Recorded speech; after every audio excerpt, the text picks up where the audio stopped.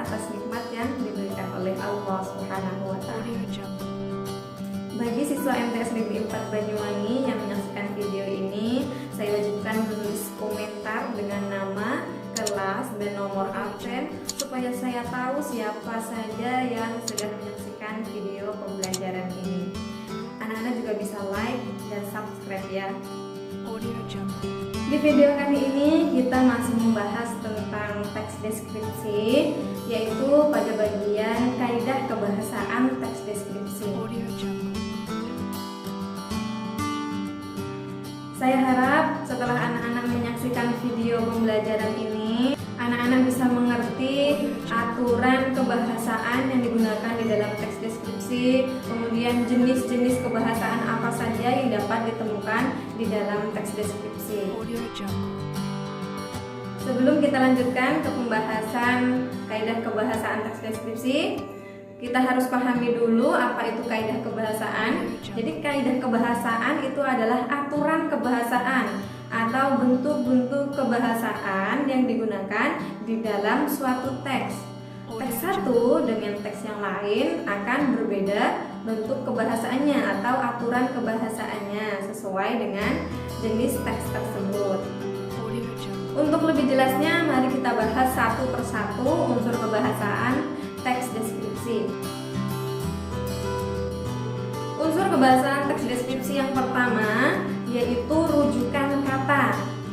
Rujukan kata adalah kata yang menunjukkan pada kata yang dituju. Sampai di sini dapat dipahami? Jadi rujukan kata adalah kata yang menggantikan kata lain, yang menunjukkan pada kata lain. Saya kasih contoh saja biar paham. Rujukan kata contohnya ini, itu, di sini, di sana, di situ. Nah, sampai di sini bisa dipahami? Jadi itu kembali kemana? Ya, misalnya saya menyukai buah itu kembali ke buah yang dideskripsikan. Misalnya mendeskripsikan buah jeruk. Kemudian ada kalimat saya sangat menyukai buah itu. Berarti itu kembali ke jeruk. Sampai di sini silakan dipahami. Kaidah kebahasaan teks deskripsi yang kedua adalah kata berimbuhan. Imbuhan itu ada 4 macam. Yang pertama itu awalan, kedua itu akhiran, ketiga itu sisipan, keempat itu awalan dan akhiran. Awalan contohnya memasak, masak mendapat awalan me, ya. Berenang, renang mendapat awalan ber. Kemudian ditendang, tendang mendapat awalan di, itu awalan. Kemudian yang kedua adalah sisipan, berarti kata yang mendapatkan sisipan. Sisipan ini adalah el dan in, ya. El dan in. Contoh sisipan getar mendapat sisipan jadi gemetar. Gigi mendapat sisipan menjadi gerigi. Gembung plus sisipan menjadi gelembung. Sambung mendapat sisipan in menjadi sinambung. Silakan dipahami. Imbuhan yang ketiga yaitu akhiran. Tabrak plus kan menjadi tabrakan. Makan plus an menjadi makanan. Kirim plus i menjadi kirimi. Silakan buat sendiri contoh-contoh yang lain ya. Imbuhan yang keempat adalah awalan dan akhiran.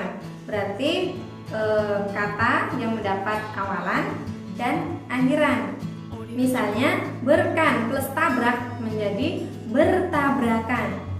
Di, i plus pukul menjadi dipukuli. Mekan plus beli menjadi membelikan. Itu tadi kata berimbuhan, silahkan dipahami. Kaidah kebahasaan teks deskripsi yang ketiga adalah konjungsi. Konjungsi itu adalah kata penghubung. Kata penghubung ini adalah kata yang menghubungkan antara kata dengan kata lain dalam satu kalimat. Bisa juga antara kalimat dengan kalimat. Bisa juga menghubungkan antara paragraf dengan paragraf.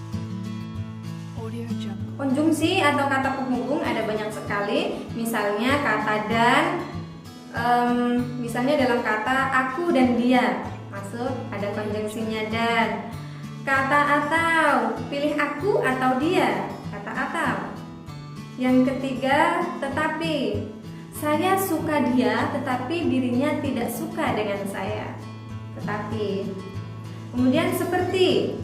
Saya suka buah-buahan manis seperti jambu, rambutan, kemudian anggur, pisang, dan sebagainya. Begitu ya, silakan dipahami konjungsi ini.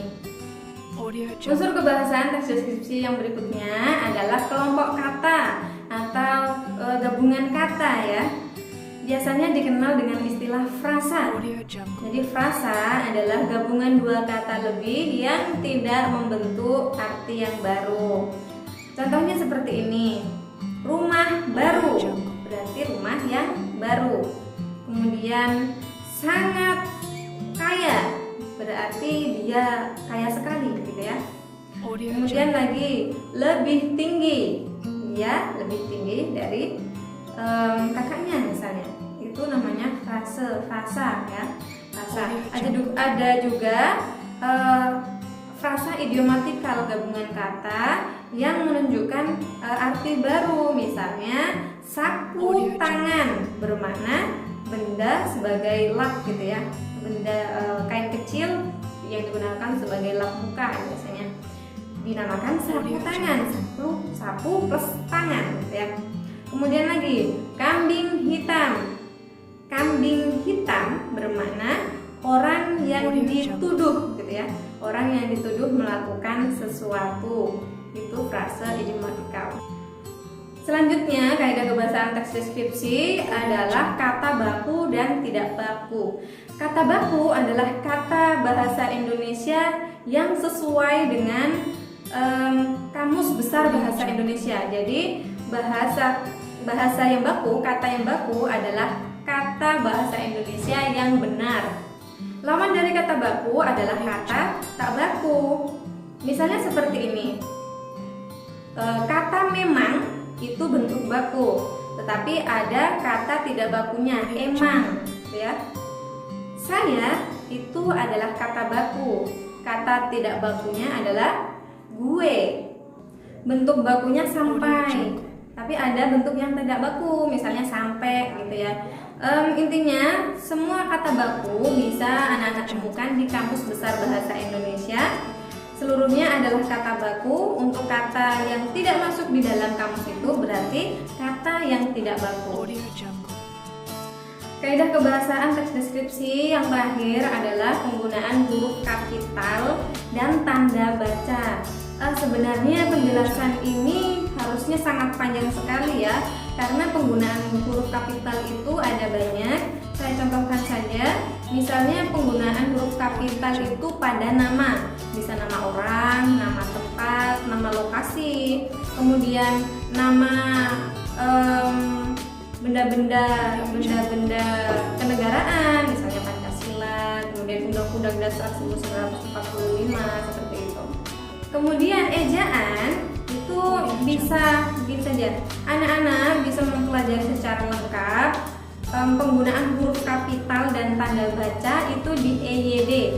EYD, ejaan yang disempurnakan.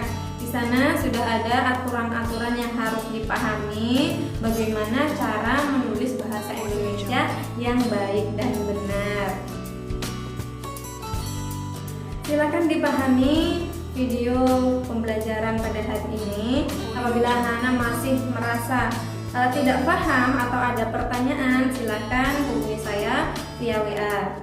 Sampai di sini penjelasan saya, semoga bermanfaat. Untuk tugas hari ini silakan dilihat di deskripsi video. Saya mohon maaf apabila ada kesalahan. Mari kita berdoa bersama. Semoga COVID-19 segera berlalu sehingga kita bisa beraktivitas dan bersekolah seperti biasanya. Baiklah, saya akhiri. Assalamualaikum warahmatullahi wabarakatuh.